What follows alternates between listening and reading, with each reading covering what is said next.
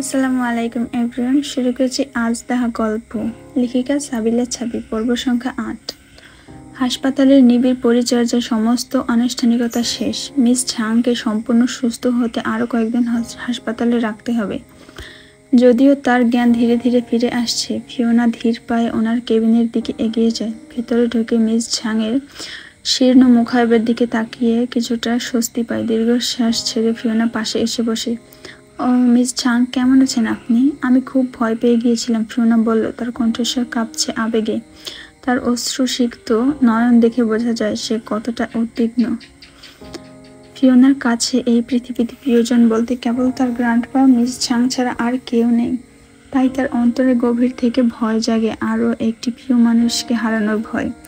Miss Zhang ধীরে ধীরে ফিওনার দিকে তাকালেন। মুখে কথা বলার শক্তি না থাকলেও এক মৃদু হাসির আভা ফুটে উঠল তার ঠোঁটের কোণে। তিনি খুব ধীরে ধীরে ফিওনার হাতের উপর নিজের কম্পিত হাত রাখলেন। তার চোখে এক অব্যক্ত সান্ত্বনার ভাষা। ফিওনার চোখের পানি দেখে তিনি ইশারায় বোঝাতে চাইলেন, কেঁদো না, এই দেখো আমি তো একদম সুস্থ হয়ে গিয়েছি। ফিওনার হৃদয় উথাল পাতাল বয়ে যায়। অজান্তেই ও মিস ঝাংয়ের হাত চেপে ধরে। সেই স্পর্শের ভেতর থেকে শক্তি সংগ্রহ করে। সেই স্পর্শে লুকানো রয়েছে হারিয়ে না যাওয়ার আশ্বাস। ফিওনা ধীরে হাতে ফোন উঠিয়ে নিল। ফোনের অপর প্রান্তের গ্র্যান্ডপা। তীব্র উৎকণ্ঠার সুর ফিওনার গলায়। গ্র্যান্ডপা, মিস ঝাংয়ের অবস্থা খুবই গুরুতর ছিল। স্ট্রোক হয়েছে, তবে এখন ধীরে ধীরে জ্ঞান ফিরছে। ফোনের ওপাশ থেকে এক অজানা নীরবতা ভেসে এলো, যা গ্র্যান্ডপার উদ্বেগের প্রতিচ্ছবি। দীর্ঘ নিঃশ্বাস ফেলে গ্র্যান্ডপা বললেন, ফিওনা, আমি খুবই উদ্বিগ্ন, কিন্তু আমি এখান থেকে এখনই আসতে পারবো না। কাজের চাপ প্রচন্ড। তবে তোমাকে মিস ঝাংয়ের খেয়াল রাখতে হবে, সে এখন খুবই দুর্বল। আর তুমি নিজেও সাবধানে থেকো ফিওনা। গ্র্যান্ডপার কণ্ঠে গভীর তাগিদ। আকাশের নক্ষত্রগুলো মুহূর্তে থমকে গেল। ফিওনা তার প্রতিটি শব্দকে মনের গভীরে অনুভব করল। সেই শীতল সুরের ভিতর ছিল অনিশ্চয়তার ছোঁয়া। তার মনের কোণে ভীতির এক অদৃশ্য দানা বেড়ে উঠল।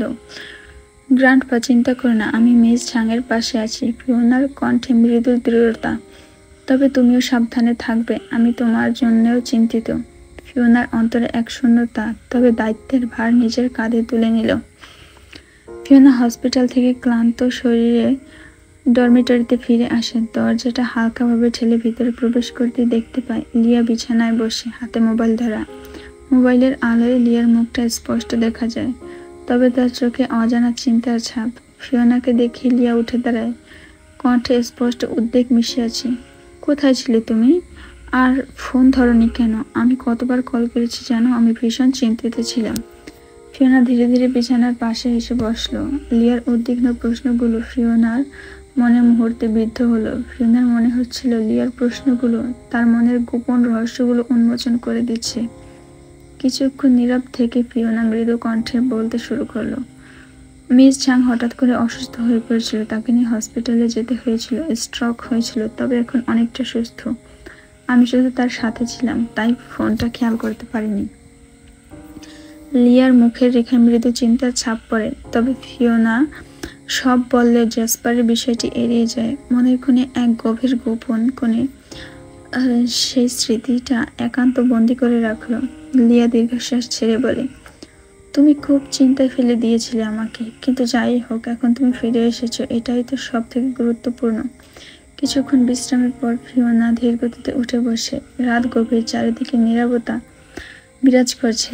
সে নিজের ল্যাপটপটা টেনে এনে ডেস্কের সামনে চেয়ারে বসে পড়ল। পর্দার মৃদু আলো তার মুখে পড়তেই তার চিন্তাগুলো আরো গভীর হলো। সেই ইমেইলটা খুলল, জ্যাসপারের মেইল। মনে অজানা উদ্বেগ। ইনবক্সে এক মুহূর্ত চুপ করে থাকার পর সাহস করে কয়েকটা শব্দ টাইপ করলো, হাই, আই এম ফিওনা। প্রান্তিক নীরবতা তাকে ভীষণভাবে গ্রাস করলো। কোনো উত্তর নেই। ফিওনার মনে হতাশার ছায়া স্পষ্ট হলো। ধৈর্যচ্যুত হতে হতে ল্যাপটপটা বন্ধ করার উপক্রম করলো। ঠিক তখনই পর্দায় ভেসে এলো রিপ্লাই, এখনো জেগে, আর এত রাতে টেক্সট। ফিওনার চোখে এক ঝলক আলো খেলে গেল। সে জ্যাসপারকে তার মনের ভার একে একে খুলে বলতে শুরু করলো। মিস ঝাংয়ের অসুস্থতা, নিজের একাকিত্ব, তার সমস্ত অনুভূতির তিক্ততা। ফিওনার প্রতিটি শব্দ নিজের অন্তরের গোপন কষ্টগুলোকে ব্যক্ত করছিল। জ্যাসপার মনোযোগ দিয়ে শুনছিল, তবে তার মনের গভীরে অপ্রকাশিত অস্থিরতা কাজ করছিল। ফিওনার মেসেজগুলো পড়তে পড়তে তার বুড়ো কুঁচকে উঠল। মনে মনে সে চাপা স্বরে বলল, উফ, such a bloody foolish human. এদের ইমোশনগুলো দেখলে আমার মেজাজ খারাপ হয়ে যায়। মানুষের এই আবেগ অনুভূতি কি এতটাই প্রয়োজনীয়? যাই হোক, আমার মিশন বড়, এতটুকু আবেগী ন্যাকামি সহ্য করতেই পারবো। জ্যাসপার, নিজেকে নিয়ন্ত্রণ কর, টেম্পার হারালে চলবে না, নিজেই নিজেকে বলতে লাগলো। তবুও জ্যাসপার তার মুখে কোনো অস্বস্তির ছাপ না ফেলে বরং তার বার্তায় ফিওনাকে শান্ত করতে শুরু করে। ফিওনা, আমি জানি এই সময়টা এখন তোমার জন্য অত্যন্ত কঠিন। তোমাকে সান্ত্বনা দেওয়ার ভাষা আমার নেই, তবে এতটুকু বলবো, ধৈর্য ধরো, সব ঠিক হয়ে যাবে।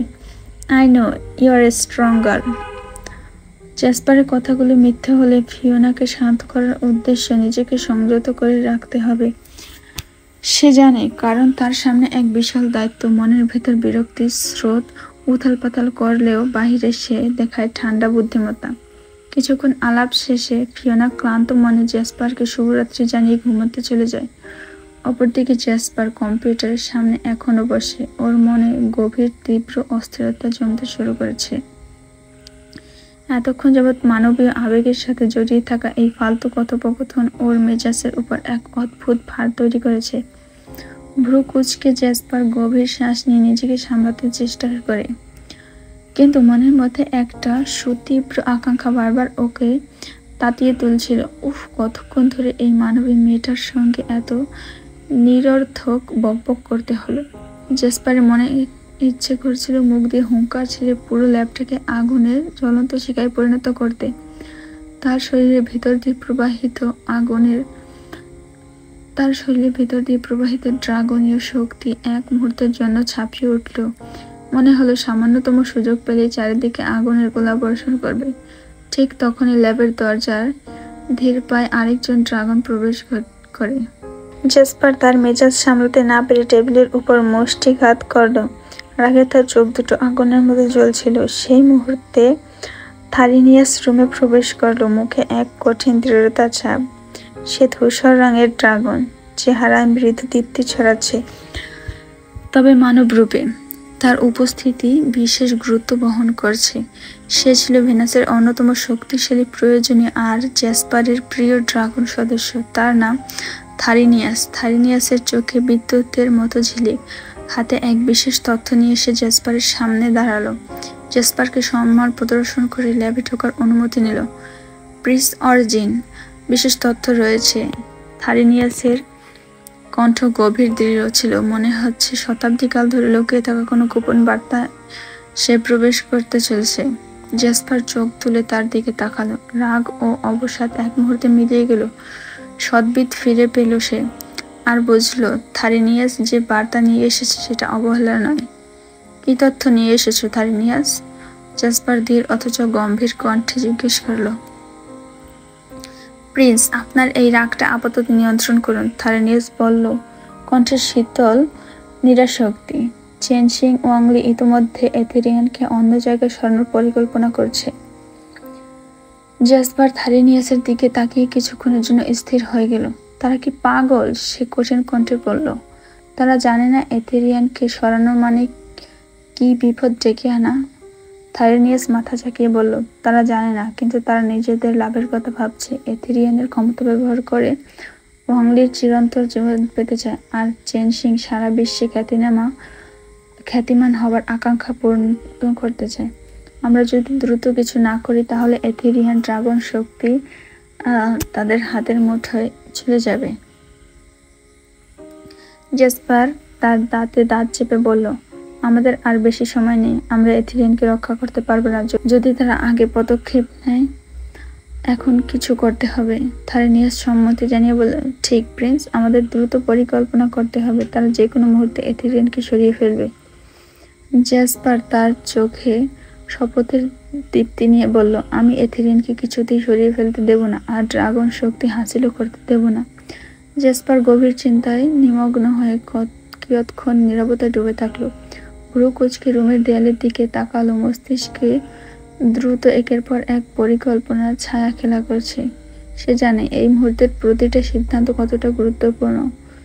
একদিনের মধ্যেই তাকে সেই মেয়েটাকে, ফিওনাকে ল্যাবে নিয়ে যেতে হবে। এই মানবীটিকে ব্যবহার করে তাকে দ্রুত পদক্ষেপ নিতে হবে, কারণ এথেরিয়ানকে মুক্ত করার সময় ফুরিয়ে আসছে। জেসপার অনুধাবন করতে পারছিল যদি এক মুহূর্ত দেরি হয় তাহলে চেনসিং আর ওয়াংলির অপকৌশল সফল হয়ে যাবে আর এথেরিয়ানের শক্তি তাদের হাতের মুঠো চলে যাবে। যে কোনো উপায় তাকে সেখানে নিয়ে যেতে হবে। জেসপার মনে মনে সংকল্প করল। হাড়ের গভীরে ঠান্ডা এক অনুভূতি ওর শরীর জুড়ে ছড়িয়ে পড়ল। জেসপারের মস্তিষ্কে এবার আর কোনো সন্দেহ রইল না। এখানে ইতস্তত করার সময় নেই। স্যামুয়েল হার্ডি, লন্ডনের প্রবাদ প্রতিম বিজ্ঞানী, তার বিশাল ল্যাবরেটরির মধ্যস্থলে গভীর এক ষড়যন্ত্রে মগ্ন। নিস্তব্ধ রাতে ল্যাবের আলো আধারের ভিতর দাঁড়িয়ে আছে মিস্টার চেনসিং, তার পাশে অতি সূক্ষ্ম পরিকল্পনার জালবোনা ওয়াংলি। দুজনের মস্তিষ্কে সূক্ষ্ম কূটকৌশল এখন কেন্দ্রবিন্দু হয়ে দাঁড়িয়েছে এথেরিয়ানকে চীন থেকে সরিয়ে ফেলার জন্য। এবার সময় এসেছে, চীন আর নিরাপদ নয়। চেনসিং ক্ষীণ স্বরে বললেন, তার প্রতিটি শব্দ ভারী আর গভীর চক্রান্তের পরিচয় বহন করছে। ওয়াংলি তার সদ্বিতের প্রয়োগে আরো এক ধাপ এগিয়ে বললেন, আর যদি সেই অভিশপ্ত জেসপার ড্রাগন লন্ডনে এসে হাজির হয়, তাকে বিনাশ করতে হবে, অন্যথায় সে আমাদের সব পরিকল্পনা নস্যাৎ করবে। চেনসিং এর ঠোঁটের কোণে এক ঠান্ডা হাসি ফুটে উঠল। জেসপার আসলে তাকে এখানে বন্দি করব অথবা শেষ করে ফেলবো। এথেরিয়ান মুক্ত হতে পারবে না। আকাশের বাতাস থেমে গেল। এথেরিয়ানের মুক্তি নিয়ে চেনসিং আর ওয়াংলির এই পরিকল্পনা তীক্ষ্ণ, ভয়ঙ্কর আর নিঃসন্দেহে পৃথিবী পরিবর্তনের শক্তি ধারণ করছে। সকালবেলার সূর্যালোকে ভিজে ভার্সিটির পথ ধরে ধীরে ধীরে এগিয়ে যাচ্ছিল ফিওনা আর লিন। ক্লাস শেষের ক্লান্তি আর তাদের চেহারায় মাখা থাকলেও এক কাপ কফির আশায় তারা কফি শপের দিকে পা বাড়ায়। পথের ধারে এক মুহূর্তে ফিওনার চোখ আটকে গেল। দূরে থাকা একটি সাদা রঙের বিলাসবহুল গাড়ি, দ্য স্কলার্স ব্রে। কফি শপের সামনে থেকে একটু সামনেই সেই গাড়িটি দাঁড় করানো, যার দরজা ধীরে ধীরে খুলছে। ফিওনার দৃষ্টি বিস্ফোরিত হলো। বিস্ময়ের ঢেউয়ে ভেসে উঠল মনের গহীন প্রান্ত। সেখানে দাঁড়িয়ে আছে জেসপার, মাস্ক আর সানগ্লাস ছাড়া। তার সেই চিরাচরিত শীতল ভঙ্গি আর তীক্ষ্ণ দৃষ্টিতে সূর্যের রশ্মিতে বর্ণিত এক দেবদূত। তার রূপ এ জগতের নয়। সোনালি রশ্মির প্রতিফলনে গায়ের উজ্জ্বলতা ঠিকরে পড়ছে। তার সাদা ফর্মাল শার্ট আর কালো প্যান্টের সাথে কোনো মানবিক রূপের ছাপ পড়ছে না। শার্টের 3টে বোতাম খোলা, হাতা গোটানো, তার প্রতিটি পেশি চিন্ময় শক্তিতে উদ্ভাসিত। ফিওনার চোখের সামনে এক মুহূর্ত রূপে ঈশ্বরীয় সৌন্দর্য ধরা দিল। তার বাম কানে ঝোলানো সাদা পাথরের গোলাকার দুল, যা সূক্ষ্ম অথচ বিশাল। তার গলায় এক অদ্ভুত অলংকারের প্রাচীন যুগের লকেট, যার রহস্য ফিওনার বোধের সীমা ছাড়িয়েছে। তার এক হাতে স্মার্ট ঘড়ি আর অন্য হাতে কঙ্কাল আকৃতির ব্রেসলেট।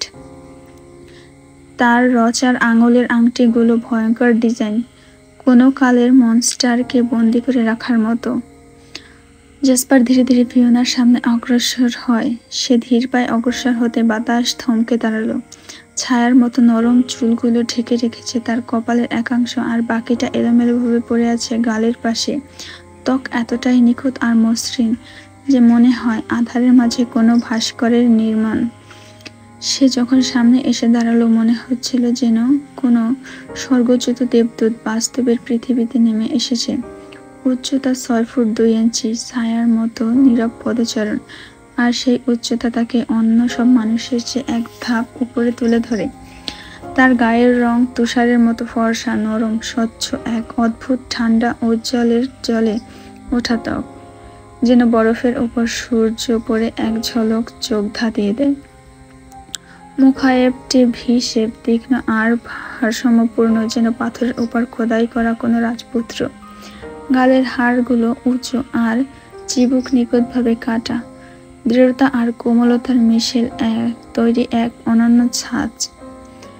কিন্তু যা প্রথমে চোখ কেড়ে নেয় তা হলো তার চোখজোড়া। সেগুলো ছিল অলিভ গ্রিন চোখজোড়া, তুলনাহীন। চোখের আকৃতি বড়, হালকা ডাউন ট্রন্ড। সেই চোখে তাকালে মনে হয় কেউ যেন তোমার আত্মা পড়ে ফেলছে, নীরব ভাষায় প্রশ্ন ছুড়ে দিচ্ছে। তুমি কি লুকাচ্ছ? ঠোঁট যেন কারুকাজ করার। উপরের ঠোঁট তুলনামূলক সরু, মাঝখানে হালকা ভি আকৃতির, আর নিচের ঠোঁট ভরাট এবং নরম। তার ঠোঁট ছিল হালকা রক্তিম বেগুনি, স্বাভাবিক রঙের বাইরে কিছু একটা মৃদু বিষাক্ত সৌন্দর্য যেন ঠোঁটে মিশে আছে, যা তোমাকে কাছে টানে আবার ভয়েও রাখে। আর ঠিক ঘাড়ের বাঁ পাশে শার্টের কলার ছাড়িয়ে দেখা যায় একটি সবুজ রঙের ড্রাগনের ট্যাটু, ডানা মেলা আগুন খেকো। চোখে অশান্তি আর মুক্তির প্রতিচ্ছবি। মনে হয় সেই ড্রাগন তার এক ছায়া, অথবা সে নিজেই কোনো নিঃশব্দ আগুনের দূতী। নাক লম্বা ও সোজা, অভিজাত শৈলীর প্রতিচ্ছবি। তার হেঁটে যাওয়া, তাকানো, এমনকি নিঃশ্বাস নেওয়াটাও যেন এক নিখুঁত দৃশ্য, একজন মানুষ নয়, যেন একটা জীবন্ত কবিতা। তার প্রতিটি পদক্ষেপ মাধ্যাকর্ষণকে অস্বীকার করে, মসৃণ কিন্তু দৃঢ়। সূর্যের সোনালি আভা তার উজ্জ্বল চুলে মিশে গিয়ে সোনালি জলজলে দীপ্তি ছড়াচ্ছে, আর অলিভ সবুজ চোখে এক ধরনের প্রখর তীক্ষ্ণতা, যা দেখার সাথে সাথে মনের গভীরে পৌঁছে যায়। ফিওনাকে মুহূর্তে এক ঘোরের মধ্যে ফেলে দেয় জেসপারের খোলা শার্টের কলার থেকে উঁকে দেওয়া ঘাড়ে সযত্নে করা সবুজ রঙের ড্রাগন ট্যাটুটি, তার স্বর্গীয় অথচ ভয়ঙ্কর অবস্থানের নির্দেশন। জেসপার নিঃশব্দে তার সামনে এসে দাঁড়ায়। ফিওনার চোখ বিস্ফোরিত, সে নির্বাক।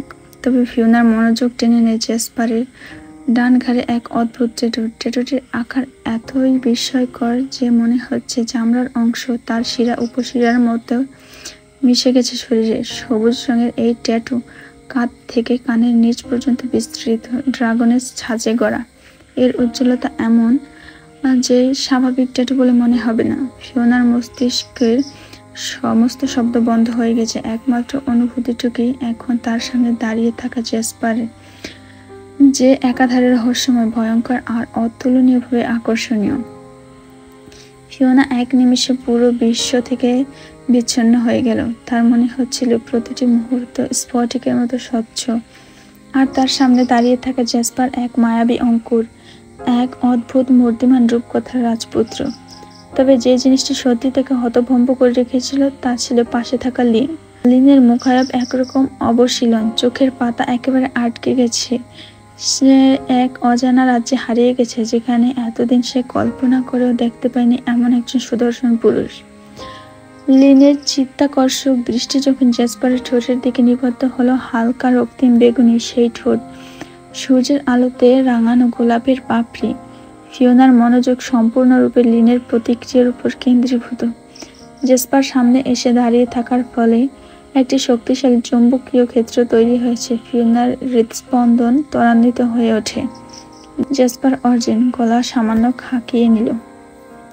তার কণ্ঠস্বরে অদ্ভুত মাধুর্য ছিল, পৃথিবীর সব ক্লান্তি আর বিষাদকে দূরে সরিয়ে এক স্নিগ্ধ অনুভূতি ছড়িয়ে দিল। কি হলো? এভাবে কি দেখছো? কোথায় যাচ্ছিলে তোমরা? প্রশ্নটি ছিল খামখেয়ালি, কিন্তু তার চোখের চাহনি এক অসীম গভীরতা বয়ে নিয়ে আসলো। ফিওনা কিছুটা অপ্রস্তুত হয়ে বলল, আপনি ভার্সিটির সামনে এই সময় কি করছেন? জেসপার হেসে উত্তর দিল, এখানে কিছু কাজ ছিল, কিন্তু তোমাকে দূর থেকে দেখলাম তাই চলে আসলাম। ভাবলাম আজ ভালো করে আড্ডা দিয়ে যাই। লিন ফিওনার পাশে দাঁড়িয়ে হঠাৎ উপলব্ধি করলো যে এই সুদর্শন পুরুষটি ফিওনার পরিচিত। সে দ্রুত ফিওনার দিকে তাকালো। ফিওনা বিষয়টি বুঝতে পেরে সংকোচন মুক্ত কণ্ঠে বলল, ও হচ্ছে লিন, আমার খুব ভালো বন্ধু। আর এই হলো জেসপার অরিজিন, যিনি আমাকে সেদিন বাঁচিয়েছিলেন। লিনের মুখে এক চকচকে হাসি ফুটে উঠল, কিন্তু তার হৃদস্পন্দন তার সঠিক সঙ্গেতেই হারিয়ে ফেলেছে। সে অনুভব করলো এই ব্যক্তির নাম শুনেই প্রায় সে অজ্ঞান হতে বসেছে। মুহূর্তের মধ্যে সে ফিওনার উপর ঝুঁকে পড়ল। সবকিছু অন্ধকার হয়ে যাচ্ছে। লিন, কি হচ্ছে? স্বাভাবিক থাকো। ফিওনা ফিসফিস করে বলল, ওনার সামনে এরকম করো না। এখন তাদের সবার মধ্যে এক উত্তেজনাপূর্ণ অবস্থা বিরাজ করছিল। জেসপার এক পা সামনে রেখে বলল, চলো কফি শপে যাই, কিছুটা রিফ্রেশ হতে হবে। জেসপার আগে হাঁটা শুরু করলো। ফিওনা আর লিন একটি অদ্ভুত ঝড়ের মধ্যে নিজেদের ধাক্কায় দিয়ে পড়ে গেল, আর সঙ্গী হিসেবে চলল কফি শপে। The scholars break. কফি শপের দরজায় প্রবেশের সঙ্গে সঙ্গে গরম বাতাসে স্নিগ্ধতা ঝেঁকে বসে। ফিওনা কল্পনাতে ডুবে গেল। মনে মনে ভাবতে লাগলো, কি অদ্ভুত এই মুহূর্ত, যেখানে একটি কফি শপের সাথে জীবনের এমন এক অদ্ভুত পরাবাস্তবতার ছোঁয়া লাগছে। জেসপার চেয়েছিল ফিওনার সাথে একান্তে কথা বলতে, কিন্তু লিনের উপস্থিতি তাকে ভীষণভাবে বিরক্ত করছিল। প্রতিটি মুহূর্তে লিন যেন তাদের দুজনের মধ্যে এক অদৃশ্য দেয়াল হয়ে দাঁড়িয়ে আছে। জেসপার নিজেকে শান্ত রাখার চেষ্টা করলেও তার ভুরু কুঁচকে উঠছিল। মনে হচ্ছিল ফিওনার সাথে এই অপ্রয়োজনীয় তৃতীয় ব্যক্তির উপস্থিতি তার সহ্যের সীমা ছাড়িয়ে যাচ্ছে। মনে মনে জেসপার ভাবছিল, এই মেয়েটাকে এখন কি করে সরাবো। তবু বাইরে থেকে সে নির্লিপ্ত থাকার চেষ্টা করছিল। মুখে এক চিলতে হাসি রেখে ফিওনার দিকে তাকিয়ে ভাবল, কত সহজে এই মানুষগুলো নিজেরাই নিজেদের জন্য এত বড় জটিলতা তৈরি করে। কফি শপের একটি নির্দিষ্ট টেবিলে অবশেষে তিনজন বসেছে। পরিবেশটা ছিল স্নিগ্ধ, কিন্তু ভিতরে একটা অদ্ভুত উত্তেজনা বিরাজ করছিল। জেসপারের মস্তিষ্কের ভাঁজে ভাঁজে ছিল সংকোচ। এই পৃথিবীর খাবার তার ড্রাগনের শারীরিক প্রকৃতির সাথে খাপ খায় না। বুঝে শুনে গভীর চিন্তামগ্ন হয়। অবশেষে সে অর্ডার করে সুমাত্রা ডার্ক রোস্ট কফি। এই কফির মিশ্রণে যে ঝাঁঝালো মশলার গন্ধ আর সুমাত্রা দ্বীপের পাথুরে গন্ধ, তা জেসপারের ভেতরে বিস্ময়কে খুঁজিয়ে তোলে, তার রাগান্বিত মনে শান্তির পরশ দেয়। অন্যদিকে ফিওনা আর লিন একান্তে মেতে ওঠে নিজেদের আলোচনায়। তারা অর্ডার করছে কোল্ড ব্রিউ কফি, মৃদু শীতল পানীয়, যার চুমুকে চুমুকে তারা মুহূর্তগুলোকে উপভোগ করছে। হাসির ফোয়ারা ছড়িয়ে পড়ে দুজনের মাঝে। কথাবার্তা গড়িয়ে যায় সহজে, কিন্তু জেসপারের কফিতে মৃদু চুমুক দিতে দিতে তার রক্তের স্রোত ক্রমশ উত্তপ্ত হয়ে উঠছিল। ওদের এই অবাধ্য হাসিটা আর কথাবার্তা তার স্নায়ুকে অসহনীয়ভাবে চেপে ধরছিল। জেসপার এতটাই বিরক্ত ছিল যে তার পুরো মনোবল দিয়ে সেই রাগকে চেপে রাখার চেষ্টা করছিল। কিছুক্ষণ পর হঠাৎ লিনের মোবাইলে একটি কল আসে। জরুরি কারণে তাকে বাসায় ফিরতে হবে। লিন, ফিওনা আর জেসপারকে বিদায় জানিয়ে কফি শপ ছেড়ে চলে যায়। বিদায় নেওয়ার মুহূর্তে জেসপারের মনের এক কোণায় স্বস্তির নিঃশ্বাস বইতে শুরু করে। শেষমেশ ফিওনার সাথে একান্তে কিছুটা সময় কাটানো যাবে। কিন্তু ফিওনার মনে ছিল উদ্বেগ। লিনের চলে যাওয়ার পর এই একান্ত মুহূর্তে জেসপারের সাথে একা বসে থাকার অস্বস্তি ক্রমশ বাড়ছিল তার ভেতরে। সেই নীরবতা চারপাশের সমস্ত শব্দকে ঢেকে দিচ্ছিল। ফিওনা কফিতে একে একে চুমুক দিচ্ছিল, তবে জেসপারের চোখ থেকে সে কিছুতেই পালাতে পারছিল না। জেসপার আর সহ্য করতে না পেরে নিজেই নীরবতার পর্দা ভেঙে জিজ্ঞেস করলো, তুমি কি অস্বস্তি বোধ করছো? ফিওনার চোখে মুহূর্তের জন্য বিস্ময়ের ছাপ ফুটে উঠল, কিন্তু সে মুখ থেকে কিছু বলার আগে জেসপার আবার বলল, তোমার চুপ করে থাকাটা বেশ অসহ্য লাগছে। আমার মনে হচ্ছে তুমি কোনো ব্যাপারে বেশ চিন্তায় আছো। ফিওনা মৃদু উত্তর দিল, না, ঠিক তা নয়, আমি শুধু একটু বিভ্রান্ত হয়ে আছি আসলে। জেসপার তখন গভীর দৃষ্টিতে তাকিয়ে থেকে ফিওনার মনে দোলা দেওয়া প্রতিটি প্রশ্নের উত্তর সে আগেই জানত। তার ঠোঁটের কোণে এক অদ্ভুত হাসি ফুটে ওঠে, মৃদু রহস্যময়। ফিওনার অন্তর্গত অস্বস্তি বিশেষ তার বোধগম্যতার সীমা ছাড়িয়ে গেল। ফিওনা কণ্ঠে এক মৃদু প্রশ্ন সুর তুলে বলল, আচ্ছা, আপনি কোথা থেকে এসেছেন? আপনাকে দেখে চীনের বাসিন্দা মনে হচ্ছে না। জেসপার নিজের ভেতরের সমস্ত বিচ্ছিন্নতা সংহত করে গভীর সুরে জবাব দিল, আমি গ্রিসের পেট্রা শহরের অধিবাসী। এখানে এক বিশেষ কাজের খাতিরে এসেছি। ফিওনা থমকে গেল, চোখের মধ্যে বিস্ময় ঝলকানি। সত্যি আপনি গ্রিসের? তার কণ্ঠের অভ্যন্তর থেকে আবেগের ঝলক উঠল। জানেন, আমার জন্ম গ্রিসের পেট্রা শহরে। আমার বাবা ছিলেন ওখানকার বিখ্যাত বিজ্ঞানী। জেসপারের চোখের কোণে এক প্রকার হতচকিত অভিব্যক্তি ফুটে উঠল, যদিও তা ছিল খুবই অল্পক্ষণের জন্য। সে তীক্ষ্ণ দৃষ্টিতে তাকিয়ে বলল, তুমি তাহলে গ্রিসের, তবে এখানে চীনে কেন? ফিওনা মৃদু দীর্ঘশ্বাস ফেলে বিষাদমাখা কণ্ঠে উত্তর দিল, আমি আমার গ্র্যান্ডপার কাছে থাকি। আমার মা ছিলেন চীনের আর বাবা ছিলেন গ্রিসের। তারা দুজনে এক দুর্ঘটনায় আমার ছোটবেলায় মারা যান। জেসপারের মনে মুহূর্তের জন্য এক অপ্রত্যাশিত বিরক্তির স্রোত বয়ে গেল। এসব তার কাছে মানব জাতির চিরস্থায়ী দুর্বলতা। সে মুখে কিছু না বললেও ভেতরে ভেতরে ফুঁসে উঠল, উফ, শুরু হলো আবার এই বিরক্তিকর মানবিক আবেগের গল্প। এই হিউম্যানরা এমন ইমোশন কোথা থেকে পায়? ভাগ্যিস আমার ভিতরে এসব অসহ্য আবেগের কোনো প্রোগ্রামই নাই। তার চোখের ভুরু সামান্য কুঁচকে উঠল, কিন্তু মুখে তখনও রহস্যময় শান্তি বিরাজমান ছিল। ফিওনার এই কথাগুলো তার কাছে ছিল মানসিক এক বোঝার মতো। সে পুঙ্খানুপুঙ্খানু বিশ্লেষণ করতে চাইছিল না। জেসপারের প্রশ্নটি হঠাৎ ভেঙে দিল ফিওনার চিন্তাধারা। খুবই দুঃখজনক ঘটনা তোমার জন্য। দুর্ঘটনা কিভাবে হয়েছিল, আর তুমি তখন কতটুকু ছিলে? সে বলল কৌতূহল আর অল্প আশঙ্কা মিশ্রিত কণ্ঠে। ফিওনা একটু দ্বিধায় পড়ে গেল। আজকে বাদ দেই, আরেকদিন বলবো, ফিওনা বলল কিছুটা দুঃখ নিয়ে। অন্তরালে জেসপার একটা স্বস্তির নিঃশ্বাস ফেলল। এবার ফিওনার কৌতূহল আবার জাগল। আচ্ছা, আপনি চীনে কিসের জন্য এসেছেন? কোনো বিশেষ কাজ? সে প্রশ্ন করল, কিন্তু তার দৃষ্টি ঘুরে ঘুরে জেসপারের মুখায়বের দিকে আসছিল। জেসপার বিষয়টি ভালোভাবে অনুভব করল। কি হলো, আমার দিকে তাকাতে অস্বস্তি বোধ হচ্ছে? তার কণ্ঠে একরাশ মৃদু কৌতূহল ছিল। ফিওনা কিছুটা লজ্জিত হয়ে বলল, আপনি আজকে মাস্ক আর সানগ্লাস ছাড়া আসলেন কেন? জেসপার চোখের কোণে এক কৌতূহল নিয়ে বলল, ওইগুলোতে একটা বিশেষ কারণ, একদিনই পড়েছিলাম, এখন আর দরকার নেই। ফিওনা আশপাশে তাকাতেই দেখতে পেল সেখানকার প্রতিটা মেয়ের চোখ জেসপারের প্রতি ধাবিত। অসাধারণ সেই যুবকের প্রতি তাদের মুগ্ধতা তার মনে অস্বস্তির ঢেউ তুলে দিল। একটি ক্ষণস্থায়ী রাগ উন্মোচিত হলো তার মুখায়বে। সে দৃঢ় কণ্ঠে বলল, পরের বার মাস্ক আর সানগ্লাস পরেই আসবেন। জেসপার অভিব্যক্তিতে কিছুটা চমক ফুটে উঠল, কিন্তু সে দ্রুত নিজেকে গুছিয়ে নিয়ে হাসল। ফিওনার উক্তি জেলাসির ইঙ্গিত দিচ্ছিল, যা তাদের মধ্যে অস্পষ্ট সীমারেখা সৃষ্টি করেছিল। দুজনের মধ্যকার এই টানাপোড়েনের আবহাওয়া তাদের কথোপকথনের মধ্যে সুতোর মতো দুর্বলতা সৃষ্টি করেছিল, যেখানে আবেগের সূক্ষ্ম আঁচড় পড়তে থাকলো। তবে এই সব কিছুই ফিওনার দিক থেকে, জেসপারের দিক থেকে এসব কেবল তুচ্ছ জিনিস। আচ্ছা, কি যেন জিজ্ঞেস করছিলাম? আপনার বিশেষ কাজ কি চিনে? আমি কি জানতে পারি? ফিওনা কিছুটা অনিচ্ছুক কিন্তু কৌতূহলী ভঙ্গিতে প্রশ্ন করল, তার কণ্ঠস্বর চাপা উদ্বেগ। জেসপার টেবিলের উপর হাত রেখে কিছুটা গম্ভীর হয়ে বলল, হ্যাঁ অবশ্যই, আমি আসলে একটি সায়েন্স ফিকশন ল্যাব তৈরি করার কাজ করছি গ্রিসে। তো আমার কিছু ধারণা আর অভিজ্ঞতার দরকার, তাই এখানে এসে কিছু ল্যাব ঘুরে দেখতে চাই। দূর থেকে ফিওনা গলা তুলে জানালো, ও এটা তো খুব বড়সড় কাজ। আমার গ্র্যান্ডপা চেন সিং চীনের বিখ্যাত বিজ্ঞানী, আমি আপনাকে তার ল্যাবে নিয়ে যেতে পারি। জেসপার একটু হতাশার স্বরে বলল, ও মাই গড, উনি তোমার গ্র্যান্ডফাদার?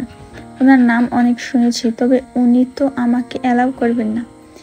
ফিওনা দ্রুত বলল, আরে আমি আপনাকে নিয়ে যাব। গ্র্যান্ডপা একটা বিশেষ কাজে লন্ডনে গেছেন, এই সুযোগে আপনাকে আমি না হয় সাহায্য করলাম, এতে তার ক্ষতি নেই, শুধু ল্যাবটি ঘুরেই তো দেখবেন।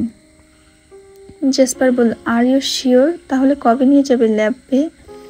জেসপার প্রশ্ন করলো, তার কণ্ঠে আগ্রহের ছোঁয়া। ফিওনা হাসি মুখে উত্তর দিল, আগামীকালে নিয়ে যাব, কালকে ভার্সিটির ক্লাস শেষে। ফিওনা ধীরে ধীরে উঠে দাঁড়ায়, চোখে অদ্ভুত এক দৃঢ়তা। বিল দেওয়ার জন্য ক্যাশিয়ার দিকে এগিয়ে যায়, আর জেসপার প্রতিবাদ করতে চাইলে ফিওনা বাধা দেয়। আজকের কফির বিল ফিওনা দিতে ইচ্ছুক, তাই জেসপার কেবল তাকিয়ে থাকলো সেদিকে। বিল মিটিয়ে ফিওনা যখন ফিরে আসে, জেসপার ততক্ষণে উঠে দাঁড়িয়েছে। সে আরেকটা কফির অর্ডার করে নেয়, হাতে কফি ট্রাভেলের মগ নিয়ে হাঁটা শুরু করে। সেটাই তার সঙ্গী হবে। কফি শপের দরজা দিয়ে বেরিয়ে এসে জেসপার গাড়ির সামনে দাঁড়ায়। সূর্য তখন পশ্চিম আকাশে ম্লান আলো ছড়াচ্ছে, আর সেই আলোতে জেসপারের অলিভ সবুজ চোখে এক ধরনের অনবদ্য রহস্যের আভা দেখা যায়। ফিওনা ভার্সিটির দিকে পা বাড়ায়, কিন্তু কিছু দূর গিয়ে পেছনে ফিরে তাকায়। জেসপার তখন তার কফির মগে স্ট্রোতে আলতো করে চুমুক দিচ্ছে, কিন্তু তার দৃষ্টি নিবদ্ধ ফিওনার দিকে, এক ধরনের আমোদ তীক্ষ্ণতা, গভীর ভাবনায় নিমগ্ন। ফিওনা মৃদু হেসে হাত নাড়িয়ে বিদায়ের সংকেত দিয়ে জেসপার সামান্য মাথা ঝুঁকে সম্মতি জানায়, কিন্তু তার ঠোঁটের কোণে দেখা যায় এক ফ্যাকাশে রহস্যময় হাসি। ফিওনা আবার সামনের দিকে তাকিয়ে ভার্সিটির পথে হাঁটা ধরে। জেসপার তখনও দাঁড়িয়েছিল, কফির স্ট্রতে শেষ চুমুক দিয়ে। ঠোঁটের কোণে আরো স্পষ্ট হয় তার ঠান্ডা ব্যঙ্গাত্মক হাসি। মনে মনে বলল, বোকা মানবী, কত সহজে ভোলানোর মতো। হিউম্যানরা আসলেই খুব বোকা, তারা যা দেখে তাই বিশ্বাস করে। দরজা খুলে গাড়িতে উঠে পড়ে জেসপার। ইঞ্জিন চালু করতে গাড়ির ভেতরে থেকে তার মুখে ফুটে ওঠে এক অবান্তর আত্মতুষ্টির ছাপ। কালকের পরিকল্পনা সফল হবে, তার নিজের মনে মনে বিড়বিড় করা। সমস্ত পথ ধরে তার মাথায় ঘুরছে সেই সূক্ষ্ম চক্রান্ত যার শিকার ফিওনা হতে যাচ্ছে। আর ফিওনা বোকা হয় তা বুঝতে পারছে না। জেসপার জানে তার উদ্দেশ্য পূরণ হতে আর দেরি নেই। কেমন ঘটনার পরিণতি অপেক্ষা করছে আগামীকাল? ফিওনাকে কি বিপদের মুখোমুখি হতে হবে? জেসপারের পরিকল্পনা কি সফল হবে, নাকি তা ভেস্তে যাবে? ফিওনা কি তার স্বাভাবিক জীবন ফিরে পাবে, নাকি সে জেসপারের অন্ধকার জগতে পা রাখবে?